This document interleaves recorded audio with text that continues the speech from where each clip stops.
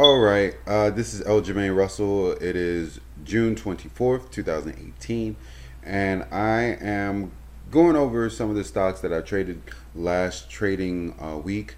I'm up pretty well. I think I was up for the week 72%, and for the month I'm up over 100%. But that's just mainly for the past month. For the past week, past 3 months, I've been doing pretty well. But I want to kind of go over what I mean by all this and how I was able to start finding profits was by really detailing how I trade. And journaling is something that is really, really important. And what I found is that if I write down what I'm doing and go over it, it actually is very helpful. So I did that with this article that I posted on LinkedIn about breakout stocks and the prices and how they follow the law of supply and demand. And I kind of just go, you know, tip for tat on how I really start to analyze a lot of these stocks and how I analyze which ones I believe are in the best play. This was during I recorded even the step-by-step process during the Memorial Day weekend, and it even showed some significant effect. And so I'll go through it. I think there was at least like eight or ten different indicators, and I show you through them all. Throughout this whole article on how I did it, but you know, or how not just how I did the trade or how I find the trade first, and then once I found the trade, what am I doing after that? So in this video, I'm gonna kind of go over what I'm doing after I've selected these stocks and seeing which ones are the better of the choices. Because there's a plethora of choices that you can find, but once that time comes to really start investing your money, that's where the real deal happens. So, if you get a chance, just type in my name, L. Jermaine Russell, into LinkedIn, and then maybe you might see this article very beneficial. And I think a lot of it really, really, this is what I really, really focus on once I'm into the trade. The upward sloping stocks, the previous trading day was actually closing above the 100-day exponential, which we're going to see with ZN. It's an oil stock play for the upcoming week, because oil with OPEC agreement that happened on Friday, it kind of allowed a lot of the oil plays to kind of move in a positive direction. The MACD and the RSI are also the other two indicators that I use. You can read this on your own and all that stuff. I really like it, and I go back and refer to it. But I want to get into how these stocks, the stocks that I did buy into during the week and how they went for me. So we'll start with VSTM, which is Veristream. Veristream came out with some positive drug news on Monday, actually, and how I know it was going to do some type of well on Monday was that this was its trading day on Friday. So each candlestick represents one trading day. And on this trading day, that Friday, it really had a significant jump. So I apologize for all the red lines.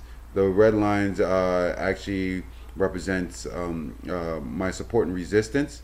So that's why I have it there. I should probably delete it so you can see what I'm talking about, but I would like to keep it there, so I won't have to be drawing in lines again. But just focus on the candlestick itself. The candlestick shows that it is actually breaking over this resistance line right here. So this resistance from June 7th it has been broken. And because it's been broken and this candlestick is much stronger, an uptrend was bound to happen. That's just the nature of how the stock market goes. Once a price pattern has been hit, or once that resistance line has been hit, the stock will continue to go higher than that And once it continues to go higher than that, it will, it will trade until it reaches its next resistance line. So the previous resistance line now becomes support, and now the new resistance line is the new resistance. So that's where, investors, traders, whoever's in, will start to try to trade to ensure that the stock either maintains its balance within that resistance, or stay within that resistance and support and stay within that trading zone, or will it continue to go up higher? And with Veristream, it had a very good Monday. That Monday it traded, within almost a $2 range. Well, $1.50 range probably. So I got in at 7.45 price, and if we'll go, well, not on the day, sorry. If we'll go back to Monday, on that Monday, which was right back here, the 18th, 745 was somewhere around here. Somewhere around here is where I end up buying, and I didn't sell until it got to 860, which 860 was right around here. Now I know that this was trading pretty strongly, and I was trying to figure out, like, why would I sell on that day? Why didn't I hold it into the next day? And for me, a lot of times when I end up buying a stock and I reach my target, my every time when I go into a stock, I'm always 95% of the time I'm always looking to hit my target of $1 per share. There will be times that, yeah, I get in and I only can get 50 cents a share, but if I want to buy in on the stock, 9 times out of 10, I'm looking for $1 a share with each stock. I'm not looking for 10 cents. I'm not looking for 5 cents. I'm really looking to maximize my reward. And that first green day from the Friday definitely gave me an inkling that says, hey, I can really maximize my potential on this stock, because one, if we look at technical analysis, it shows that, hey, this is the first green day. Two, if we continue to look at technical analysis, the MACD is showing that that the ending of selling pressure has already started. Like, the selling pressure has ended. This is the first green day, and we're going to have preceding green days after that. And then the RSI was also showing that it was approaching overbought. It wasn't quite overbought until that Monday, when it really did become overbought, and then it started to balance out from there. So, once you start putting in all the technicals with it, like step by step, then you start to see that, hey, this stock has potential. It's above the 100-day moving average on the day chart, and I should probably start buying in on the intraday chart. So on the intraday, like I said, back here we can go back from Monday into that Tuesday. Each candlestick represents 2 minutes. It was trading right around its support. This is the support. It kind of bounced off the 100-day moving average, and once it bounced off the 100-day moving average and started to trade a little bit stronger over the VWAP, the VWAP showed that, hey, this is a positive trending stock, and this is the resistance that I created. That it kind of had a fake out breakout over that resistance, but it trailed back down. Not only did it trail down, but it trailed down to a point where the VWAP and the 100-day moving average are now closely trading beside each other. And because they're closely trading beside each other, this gives a chance of this 100-day moving average to cross over. And what happens is that when the 100-day moving average exponential, make that perfectly clear, the 100-day moving average exponential crosses over the VWAP, it gives a chance for the stock price to go higher. I'm not 100% sure why this happens, but I will read a little bit more on the 100-day exponential moving average and trying to determine why that this actually happens on the intraday chart. But it happens, and it happens time and time again. When it does happen and this occurs, it's fine. I think the main reason why I even sold this stock is because it was trading within this sideways range. And a lot of times when I see a sideways range and I see more red than green, it gives me an indication that, hey, I should probably sell it. And this was, a lot higher. Clearly, I didn't draw a resistance line, but I was looking at how this price action was working. So that's the main reason why I end up selling on that day. So let's go to another chart, and then we see what it did after that. But it did reach a higher price. It went up 47 more cents from where I sold, so that was fine. But not all trades are great trades. Not all the time. I'm disciplined. But let's go to let's go to the next trade that I made, which was CLBS, I believe. No, actually, I got in on Fate. No, I did buy CLBS. Yeah, CLBS was next. So CLBS was my next trade.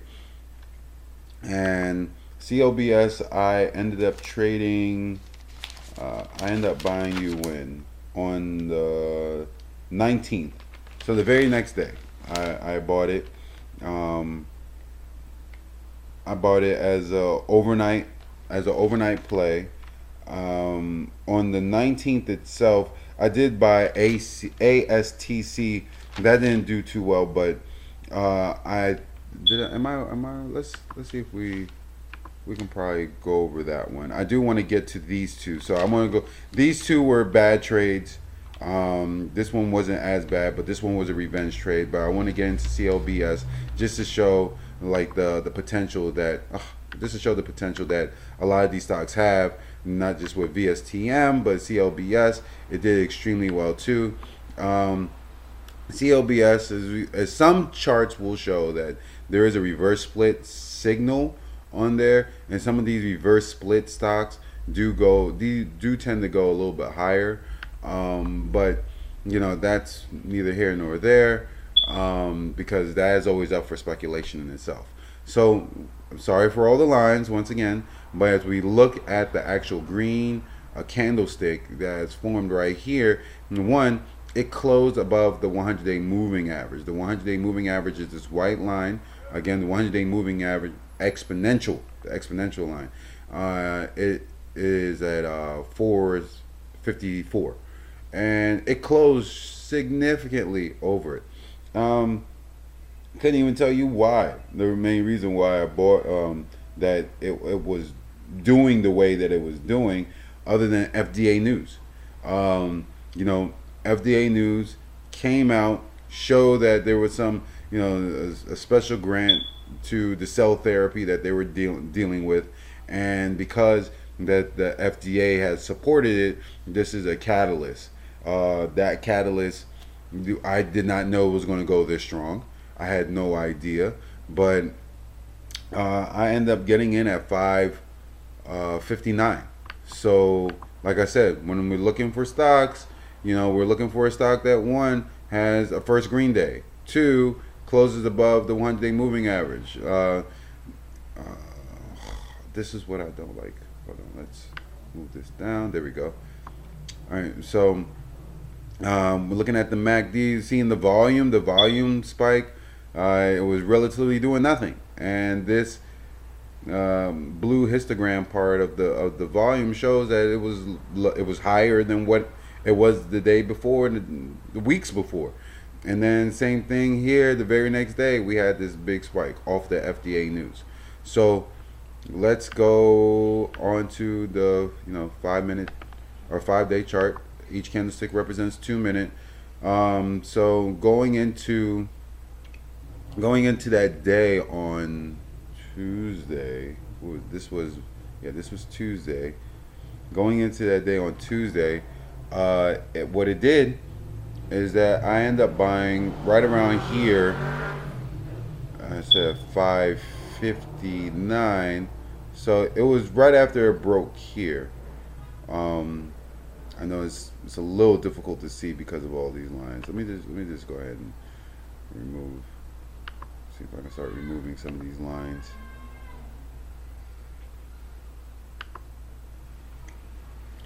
Just so you can see it. Remove drawing, please. Remove drawing. All right.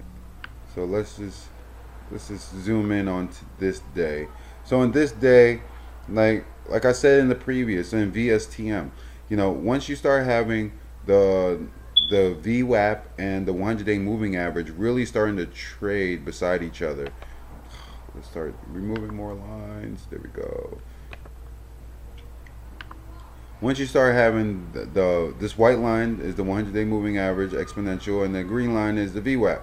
So once you start having the stock price, the price action, really start trading closely with each other, you will get an opportunity where the stock could actually have the VWAP under the 100-day exponential moving average, which will create an uptrend for the stock.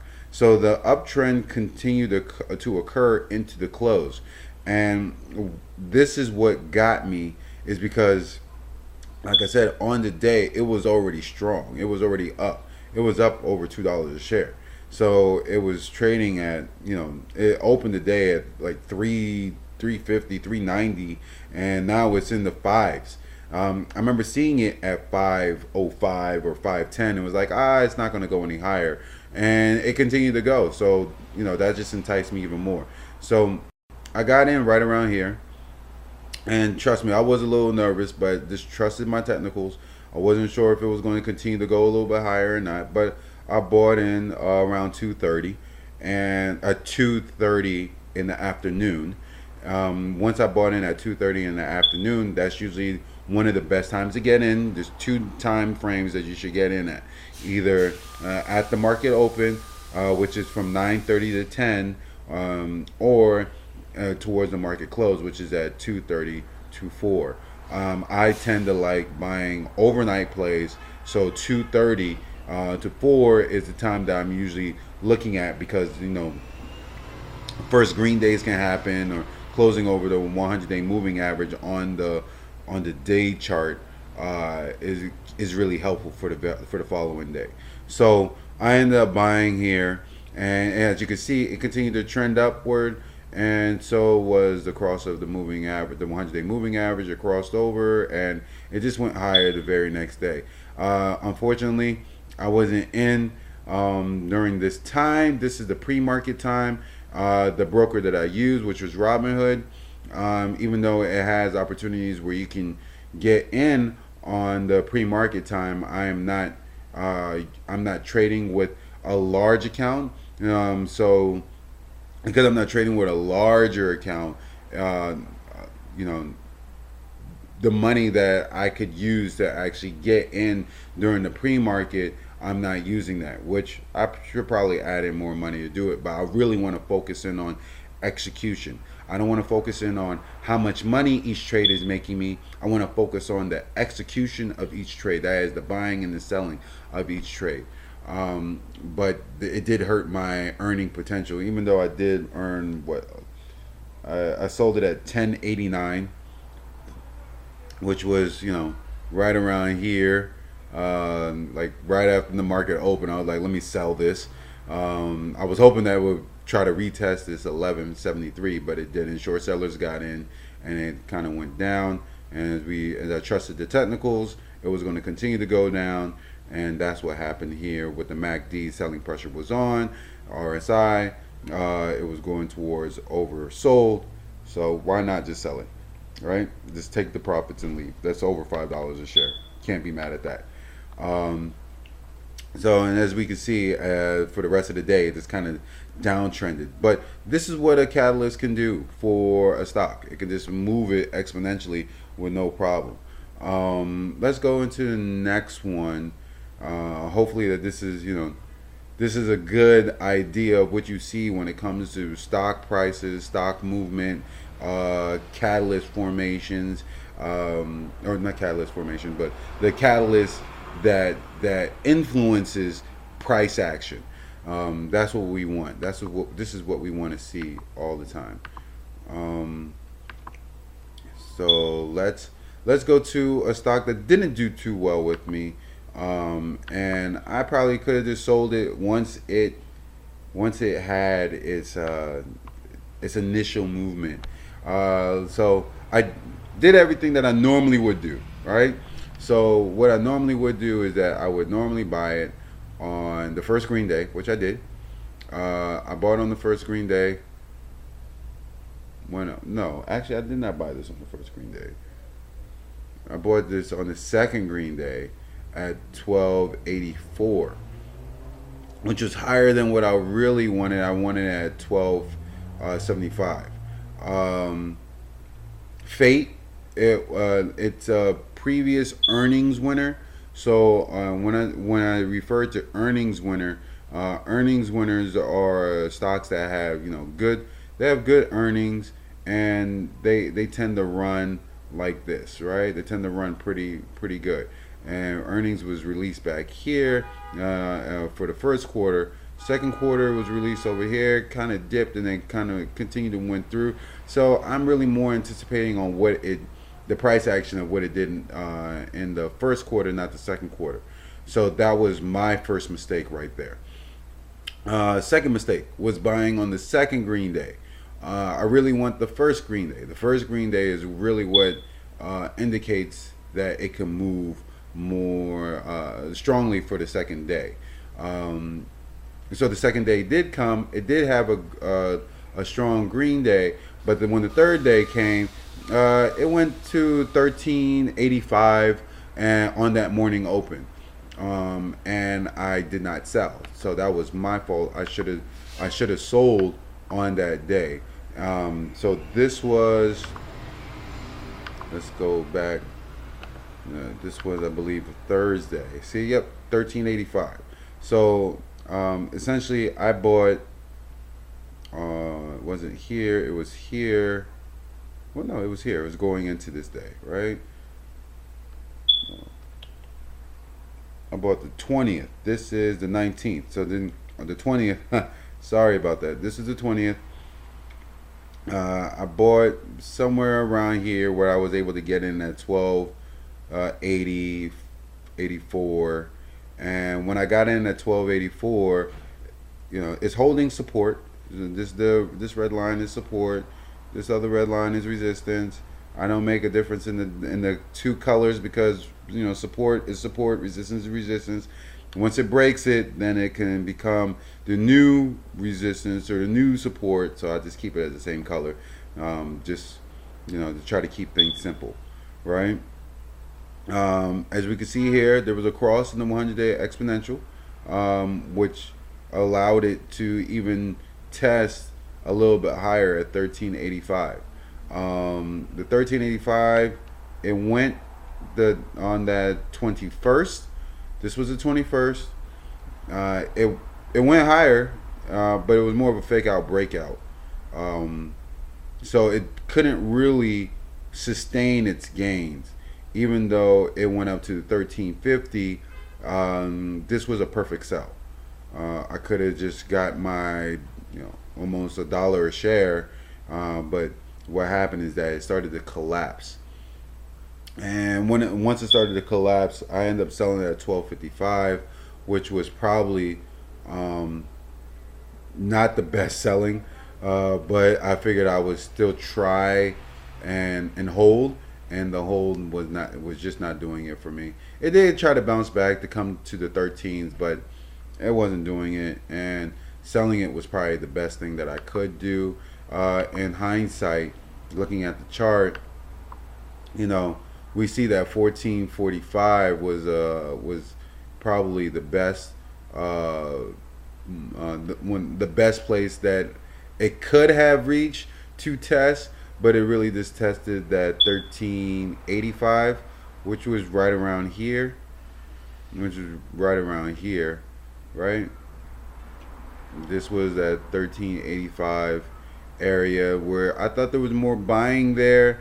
I didn't think that this consolidation that happened back here would prevent it from going any higher. So this consolidation had a lot more buying than selling. So I'm anticipating that the people that probably bought back here now was really trying to sell, or what have you. They were trying to sell it, and the price action actually pushed it back down. So you know you can't get it all, can't win them all. I could have sold a lot sooner. I could have recognized that the reversal was starting to happen. So that is something that will give me perspective to look at, is when it's kind of trading closer to its all-time high, or all year. Yeah, all-time high. This is an all-time high. Um, Stock. The stock price, since it's trading as an all-time high at near it at 1445. Right here, it's kind of coming close, but it had two consecutive green days. The last time it had consecutive green days, it kind of went only two, and then the next day was a red. Kind of had two, and then consolidated. Kind of had, it didn't really do as much here. As far as really having consecutive green days, strong consecutive green days. These were two strong consecutive green days.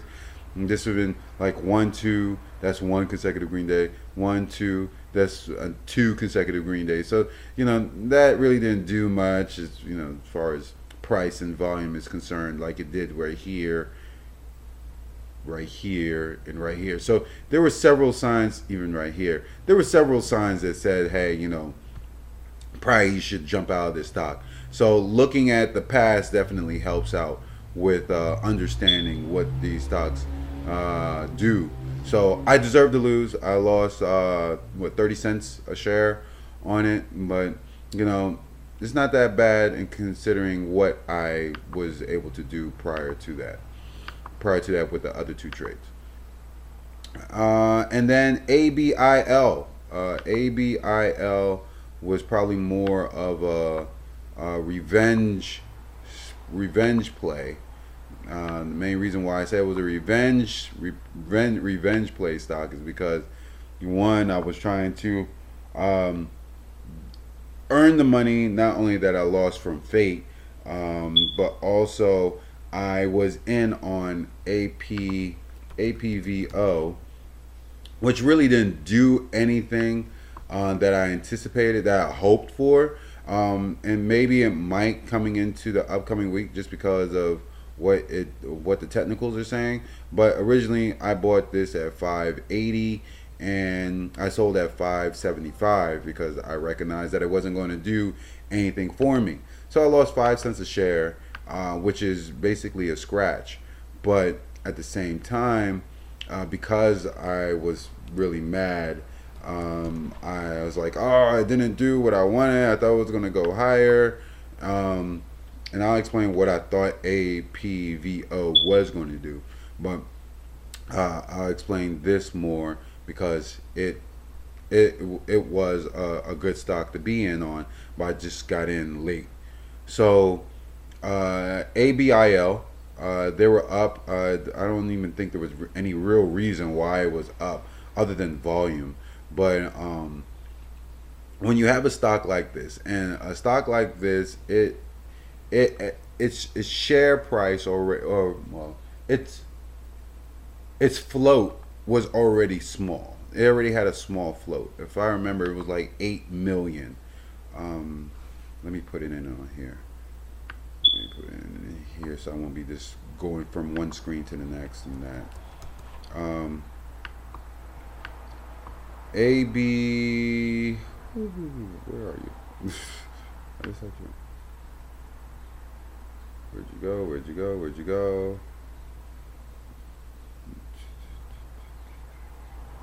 See the little things. There you are. Whew. Okay, so this is extremely low float actually. 2 million, right? So 2 million shares. The volume, 8 million. So the day that it had this green day, it was trading at 9 million. It was trading at 9 million. See, the volume is right here. So if I put my cursor over the candlestick, it was trading at 9 million a share, 9 million shares. So the float is 2 million. So this is just extremely large now. Like it is oversaturated with buyers and short sellers, and when you have a stock like that, it makes it even more riskier to to earn off of a stock like this. So let's um let's go to what it looked like on the day that I bought. The day that I bought it was the 22nd, right? This is the 21st. This is the 22nd. The 22nd was a Friday. So yeah, it closed over. It closed green on Thursday. So it closed green over the 100-day moving average exponential on Thursday. So I said, okay, this is a stock that I could get in and anticipate a good move. I did not. I did take in consideration of how small the float is and how large the the volume is. The volume in there is extremely big. I did take that into account, but I just didn't play it to my benefit. I ended up getting in at 592, which was right around here. I bought this little breakout right here. It was, yeah, around 5 or 9:50, 10 a.m. So I did buy, and it did break, right. Um, so yeah, it did not do what I thought. Actually, no, that's right. I didn't get the buy-in right here is because Robinhood sucks, and and I when I saw this happening, I was trying to get in on the software. The software itself was having some type of malfunction, and I wasn't able to see the stock for ABIL. It just was not, the server was just not reading any stock. It wasn't just ABIL. It was any stock. Any stock I traded, put into the search, it just was not finding it. So because it wasn't finding it, I was getting frustrated, and it wasn't coming my way. So I ended up buying still at 590. I said, okay, it's coming back. It's coming back to the 100-day moving average. And at this point now, there's a lot of people trading. There's a lot of people trading. It's trading over near its float size. So it did push up to the 610 area. So I'm thinking, oh, hey, I might, retest this 660, 680, and I can be able to at least get 50 cents a share or whatever. But no, it didn't. It pulled back. And once it started pulling back, I said, you know what? I'm out. I got out at 551, lost 40 cents a share, and as you can tell, it started to consolidate. So once it starts doing this, this is the thing that I really started to focus in on, so I can know when a stock would really fall back. Once it starts, it does this uptrend and comes back and it starts trading within a range. I started looking at the candlestick size. I started looking at how many green candles I see versus how many red candles I see. So the green candles were coming, the green candles were going, and it was a strong red candle. So you see a strong red candle, green, strong red candle. Now it's below the 100-day exponential moving average. Once I start seeing this is a very bearish signal for me, because once it starts trading underneath it, I feel like, hey, it could go down. It could go down, even though it's starting to show some strength going above the 100-day moving average. It was also showing some strong red candle strength. So see here, that was even another one. I probably did get out like somewhere around here. Somewhere around here, I probably did end up getting out. And then the volume just started getting thinner, and the price action was starting to show more red. And as this started to close, It started to close under the 100-day moving average, and it was closing red to green, red, red, red, green, red, green, green, red, red, green, red. Another strong red candle. So once you start seeing sideways price action, and you start seeing the green candles starting to thin out in comparison to the red candles, especially the intensity of the red candles, that's when you start really, and that is close as trading underneath the 100-day moving average. These are all indicators of bearish signals. Um, the first bearish signal is that, hey, it's trading underneath the VWAP. I said, okay, it's trading underneath the VWAP. Sometimes that happens, but if it's trading underneath the VWAP but holding the 100-day moving average, it still has potential. The volume size is too big. The float is too small. It's combustible, and as you can see on the day chart, what ends up happening is that you have a, a stock candlestick that actually goes down. Even though it went up, it really was up high once the market opened, but you had a lot of trading that happened right here between between $6 and $5, um, and that's where the bulk of the buyers and sellers are. So on the day it went red, it just started to come down exponentially, and it just combusted. It was oversaturated. So there's only so much that you could do at this point. Um, so this was a revenge trade for APVO, and now we see that revenge trades do not work well. Even though I was only down 5 cents a share, I end up being down more. What was it, 40 cents a share, just because of something, just because hey, it didn't do what I wanted. Got in at 580, right? I got in at 580 on the 20th. On the 20th, first green day. I anticipated this, but I wanted this, and that's where greed kills. It went higher. Um, this is the 20th, right? I got in on the 20th. I have to look at my notes all the time. No, I got in on the 21st. My bad. So I did get in on this day. This was the second green day, and as you can tell with APVO and with FATE, the second green day is not always the best day to get in. It's that first green day. So the first green day is always the best time to get in. And as you could tell on this day, this is what it did, but it looks like it's trying to hold support now. It's holding that 540, 545 support, kind of. So who knows what it might do. Like I said, the selling pressure is starting to end here. You know, it was, like I said, the revenge trade. Kind of mad, but it's all right. But at the end of the day, I learned that one, you don't chase these stocks that have, the float size is much more or less than the actual volume that's being traded on the day, only unless I was able to get in like in the twos, which clearly I didn't. And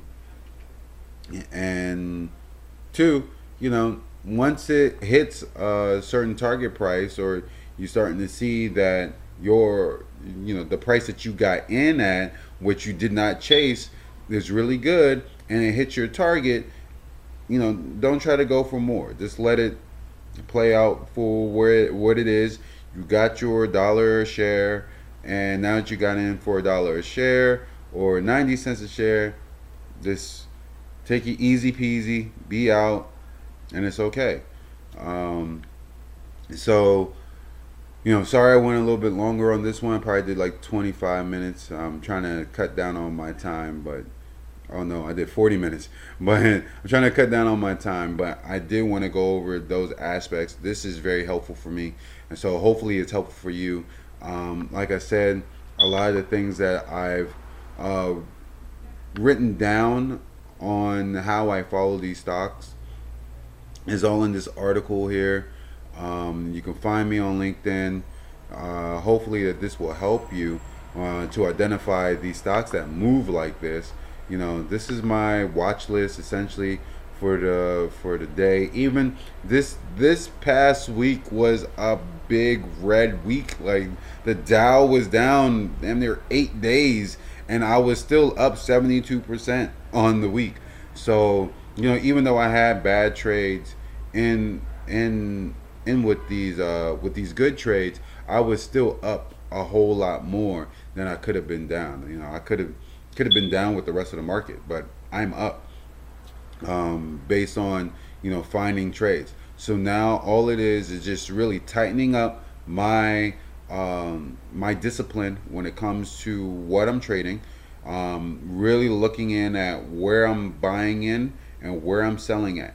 Once I maintain that discipline to everything that I listed right in this article, as I remain disciplined on, let's just go through it. Finding the stock price that's right. Finding that it's a 5% increase on this first green day. Knowing what the volume is, knowing what the float is.